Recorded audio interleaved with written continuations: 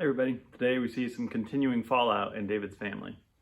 Absalom never spoke to Amnon, good or bad, because he hated him for raping his sister Tamar.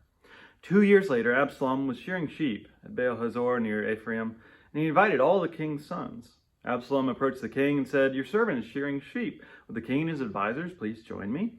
The king said to Absalom, "No, my son, we shouldn't all go. It would be a burden on you." Though Absalom urged him, the king wasn't willing to go, though he gave him his blessing. But Absalom urged him until he sent Amnon and all the other princes. Then Absalom made a banquet fit for a king. Absalom commanded his servants, "Be on the lookout. When Amnon is happy with wine, and I tell you to strike Amnon down, then kill him. Don't be afraid, because I myself am giving you the order. Be brave and strong men." So Absalom's servants did to Amnon just as he had commanded. David mourned for his son a long time. And then the king's heart went out, yearning for Absalom, because he was now consoled over the death of Amnon. So does part of you kind of like this story? Right? Finally, justice is served. Amnon got what was coming to him for what he did to his sister. Good job, Absalom. How many movies have you seen that have this kind of plot, where this type of murder is justified and even glorified? In the face of horrible injustice like we saw last week, maybe bad justice is better than no justice. Right? We want somebody to do something instead of the kind of apathy that David shows toward his children. But is this the answer? Where does this kind of violent vigilante justice lead?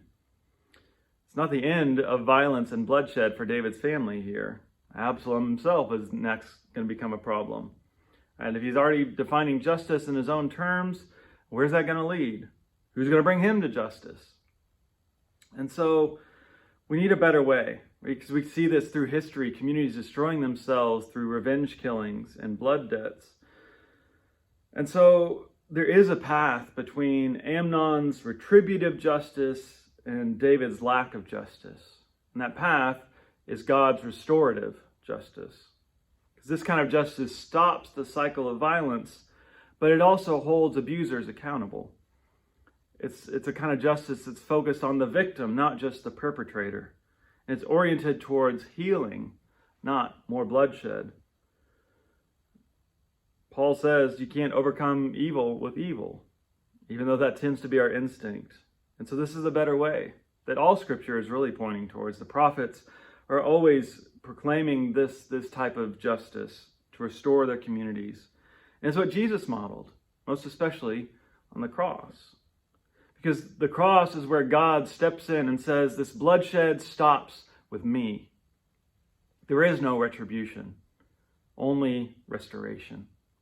It's justice because it takes seriously the wrong that has been done, but it's restorative because it truly makes things right instead of just adding another wrong. So which kind of justice are we going to choose today?